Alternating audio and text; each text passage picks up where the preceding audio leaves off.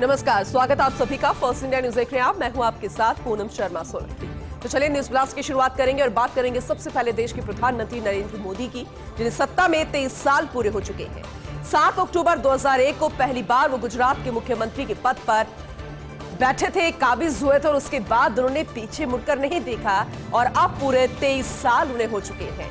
गुजरात के सीएम बने वो पहली बार जब 7 अक्टूबर 2001 का वो दिन था जब वो पहली बार गुजरात के मुख्यमंत्री की कुर्सी पर बैठे थे और इसके बाद 13 साल गुजरात के मुख्यमंत्री रहे नरेंद्र दामोदर दास मोदी। अब 10 साल से ज्यादा समय से लगातार देश के प्रधानमंत्री हैं। 26 मई 2014 को नरेंद्र मोदी ने ली थी प्रधानमंत्री पद की शपथ। पंडित नेहरू और इंदिरा गांधी के बाद सबसे लंबे समय तक प्रधानमंत्री के पद पर रहने वाले नरेंद्र मोदी। पंडित जवाहरलाल नेहरू 6130 दिन, इंदिरा गांधी 5829 दिन रही पीएम, वहीं नरेंद्र मोदी 3786 दिन से प्रधानमंत्री के पद पर आसीन। तो ऐसे में 23 साल अब सत्ता में पूरे हो चुके हैं।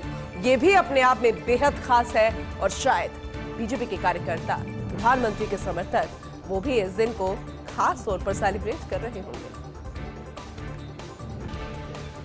तो वहीं राजधानी जयपुर के वाइल्ड लाइफ से जुड़ा न्यू डेस्टिनेशन लेपर्ड, एलिफेंट और लाइव सफारी के बाद अब राजधानी जयपुर में टाइगर सफारी भी शुरू हो चुकी है। जी हां, पर्यटक नाहरगढ़ के जंगलों में आसानी से कर सकेंगे टाइगर का दीदार। नाहरगढ़ बायोलॉजिकल पार्क से आज टाइगर सफारी की विधिवत रूप से शुरुआत हो गई है। मुख्यमंत्री भजनलाल शर्मा ने टाइगर सफारी की शुरुआत कर दी है। वन मंत्री संजय शर्मा और यूडीएच मंत्री छावर सिंह खर्रा भी मौजूद रहे। टाइगर सफारी को 4.5 करोड़ की लागत से तैयार किया गया है। इस टाइगर सफारी में 8 की शेप में बनाए गए हैं 2 सफारी ट्रैक। यहाँ पर पर्यटक 4 गाड़ियों में बैठकर बाघों का दीदार कर सकेंगे। रणथंभौर या फिर सरिस्का के स्थान पर राजधानी जयपुर में ही अब टाइगर का दीदार हो पाएगा। वैसे देखना दिलचस्प है, इससे पहले कई भी राजधानी जयपुर में अगर पर्यटक आते हैं, टूरिस्ट आते हैं, तो उन्हें टाइगर के दीदार के लिए या तो सरिस्का जाना पड़ता था या फिर रणथंभौर जाना पड़ता था, लेकिन अब राजधानी जयपुर में ही वो इसका दीदार कर पाएंगे, वो भी बेहद कम प्राइस में। एसआई भर्ती 2021 पेपर लीक प्रकरण की कड़ियां खुलती जा रही है। दरअसल पेपर लीक माफियाओं की तह तक पहुंच रही है। एसओजी की जांच लगातार एक्टिव मोड में नजर आ रही है। एसओजी और एसओजी ने आरपीएस से कल 2 और ट्रेनी थानेदार भाई बहन को पकड़ा है। एसओजी ने ट्रेनी एसआई भाई दिनेश और बहन प्रियंका को गिरफ्तार कर लिया। डमी अभ्यर्थी बचाकर परीक्षा पास करने के मामले में गिरफ्तारी हुई है। एसओजी ने बाड़मेर के संतोष बिश्नोई को भी गिरफ्तार किया है। आरपीए में 4 और ट्रेनी सब इंस्पेक्टर भी एसओजी के रडार पर हैं। तो वहीं जेल में बंद तस्कर पिता भागीरथ बिश्नोई ने 20 लाख में ये पेपर खरीदा था। आप जरा सोचिए, 20 लाख में ये पेपर खरीदा था। वहीं ओम प्रकाश फौजी के मार्फत बर्खास्त सीआई गोपाल सारंग से ये पेपर उन्होंने खरीदा। पेपर लीक प्रकरण में अब तक 44 ट्रेनी एसआई समेत 70 गिरफ्तारी हो चुकी है। और जब से मुख्य सरगना गिरफ्त में आए हैं, कौन ये पेपर लीक कर रहा था, वो गिरफ्त में आए हैं, तब से लगातार खुलासे पर खुलासे, कड़ियां खुलती जा रही हैं और गिरफ्तारियां भी लगातार जारी हैं। एसोसिएट एडिटर पंकज सोनी की एक्सक्लूसिव रिपोर्ट। मोदी की गारंटी में पूर्ववर्ती कांग्रेस सरकार में ए मित्र पटवारियों ने किया बड़ा गड़बड़ झाला। जमीन का पता नहीं, लाखों फर्जी किसानों के खातों में डाल दी गई करोड़ों की राशि। जी हां, और सबसे हैरान करने वाला मामला तो पाली जिले के मारवाड़ जंक्शन में सामने आया है। अकेले इस विधानसभा में 13,860 लोग फर्जी किसान बनकर 17 किश्त प्रधानमंत्री किसान सम्मान निधि योजना का फर्जी तरीके से लाभ उठा चुके, यानी कि अब तक 17 किश्तें वो ले चुके हैं, अपने अकाउंट में पैसा डलवा चुके हैं। और इसमें ज्यादातर किसान मुस्लिम नाम से किए गए दर्ज स्थानीय विधायक केसराम चौधरी की शिकायत पर इन नामों की जब जांच की गई जो मुस्लिम नाम से दर्ज थे, तो ऐसे कई गांव ऐसे निकले जहां पर एक भी मुस्लिम परिवार रहता ही नहीं था, लेकिन किसान सम्मान निधि की राशि लगातार उठाई जा रही थी। सहकारिता मंत्री गौतम दत्त ने भी माना कि फर्जी तरीके से भुगतान उठाया गया है। जिन खातों में राशि गई उसे वसूलने की अब कार्रवाई की जा रही है। प्रदेश में भजनलाल सरकार बनने के साथ ही सरकार तो एक्टिव मोड में है ही, वहीं किसान सम्मान निधि पोर्टल से मृत पाए गए 13,60,000 फर्जी किसानों के नाम काट दिए गए हैं, यानी कि कार्रवाई शुरू हो गई है। ये नाम काटे गए हैं और जिनके अकाउंट में 17 किश्तों के जरिए पैसे जा चुके हैं और वो सारे के सारे फर्जी नाम हैं, उनसे अब पैसे वसूलने की कार्रवाई को भी शुरू कर दिया गया है। प्रदेश में एक बार फिर से बदलेगा मौसम का मिजाज। कल से फिर सक्रिय होगा कमजोर पश्चिमी विक्षोभ। दरअसल मौसम विभाग के अनुसार 8-9 अक्टूबर को बारिश के आसार है। उत्तर पश्चिम व उत्तरी राजस्थान में बारिश बूंदाबांदी की संभावना है। हालांकि प्रदेश के अधिकांश भागों में मौसम शुष्क बना रहेगा।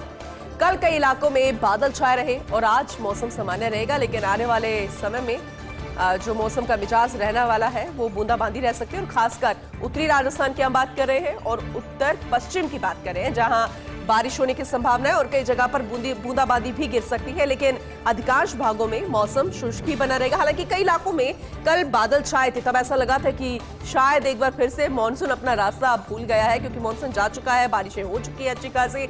और ऐसे में एक बार फिर से जब कल मौसम में बदलाव आया, तब लोग इसी बात को लेकर चिंता कर रहे थे कि मौसम सुहावना तो जरूर हो जाएगा, लेकिन जो जलभराव जैसी स्थिति एक बार बन गई थी, चाहे राजधानी जयपुर की बात करें, प्रदेश के कई इलाकों की बात करें, तो कहीं वापस वो समस्या ना खड़ी हो जाए। तो प्रदेश में एक बार फिर से मौसम का मिजाज बदलेगा। मौसम विभाग के अनुसार 8-9 अक्टूबर को बारिश के आसार। उत्तर पश्चिम में उत्तरी राजस्थान में बारिश और बूंदाबांदी की संभावना।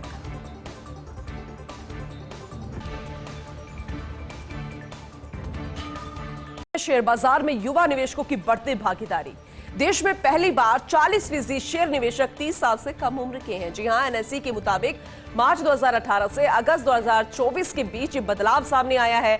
हम ज्यादा अंतर नहीं बता रहे, महज 2018 से 2024 के बीच ये बदलाव है। निवेशकों की औसत आयु 38 से घटकर 32 साल रह गई है। अब 30 साल से कम उम्र के निवेशकों की हिस्सेदारी 22.9 से बढ़कर 40% हो गई है। तो ये 40 से 49 वर्ष की कैटेगरी में निवेशकों की संख्या फिलहाल स्थिर है, लेकिन 50 से 59 और 60 साल की ज्यादा उम्र के निवेशकों की संख्या घट गई। साल 2018 का जिक्र करें, अगर आंकड़ों की बात करें तो संख्या 12.7% थी, जो अगस्त 2024 में घटकर 7.2% रह गई है। बीते साल रिटेल निवेशकों ने हर रोज औसत 81,721 करोड़ की शेयर ट्रेडिंग की और इस वर्ष अप्रैल से अगस्त तक रोजाना औसतन 1,26,857 करोड़ का लेन देन अब गिरावट में भी है। बड़ी खरीदारी कर रहे भारतीय और ये मैच्योरिटी के संकेत है, क्योंकि शेयर मार्केट में अपनी हिस्सेदारी निवेश करना या फिर उनमें निवेशक बनना, तो ये हमेशा माना जाता था कि 30+ वाले इसमें निवेशक रहते हैं, लेकिन अब उनमें जो संख्या सामने आ रही है वो 30 से कम वालों की आ रही है और ये मैच्योरिटी के संकेत माने जा रहे हैं।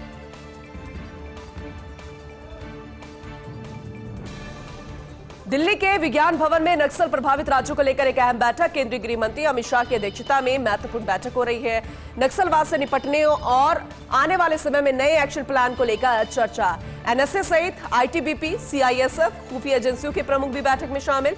महाराष्ट्र सीएम एकनाथ शिंदे, छत्तीसगढ़ सीएम विष्णुदेव सहाय, मध्य प्रदेश सीएम डॉक्टर मोहन यादव भी इस बैठक में शामिल है। 8 राज्यों के लगभग 38 जिलों में फैले नक्सलवाद के नए उपायों पर चर्चा। हाल ही में छत्तीसगढ़ में नक्सलियों पर यह बड़ी कार्रवाई की गई थी, तो वहीं दूसरी तरफ सुरक्षा बलों से मुठभेड़ में कई नामी नक्सली ढेर हुए थे। लेकिन ये जो जानकारी मिल रही है उसमें यही है कि अब 8 राज्यों के लगभग 38 जिलों में फैले नक्सलवाद के नए उपायों पर चर्चा होगी। हालांकि इससे पहले भी कई कार्रवाइयां चलती रही है, लेकिन नक्सलवाद अपने पैर लगातार पसार रहा है, वो दायरा बढ़ रहा है कम होने की बजाय, और इसीलिए जो पहले बड़ी कार्रवाई की गई थी उसी को ध्यान में रखते हुए सुरक्षा बलों से मुठभेड़ में कई नामी जो नक्सली ढेर हुए थे उनमें यह सिलसिला जारी रहे। इसे लेकर नए उपायों पर अब एक चर्चा होने की संभावना है।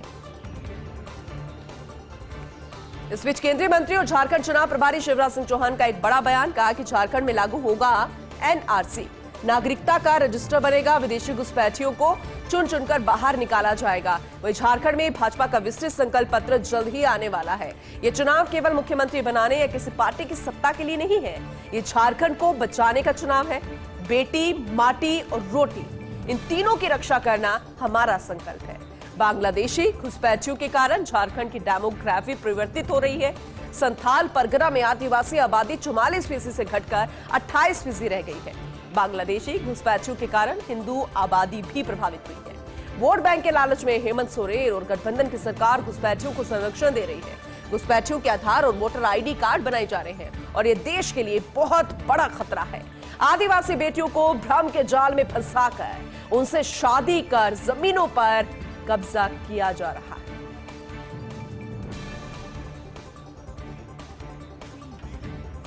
चलिए बुलेटिन में खबरों का सिलसिला आगे भी जारी रहेगा। यहाँ रुकेंगे एक छोटे से ब्रेक के लिए, फौरन लौटेंगे।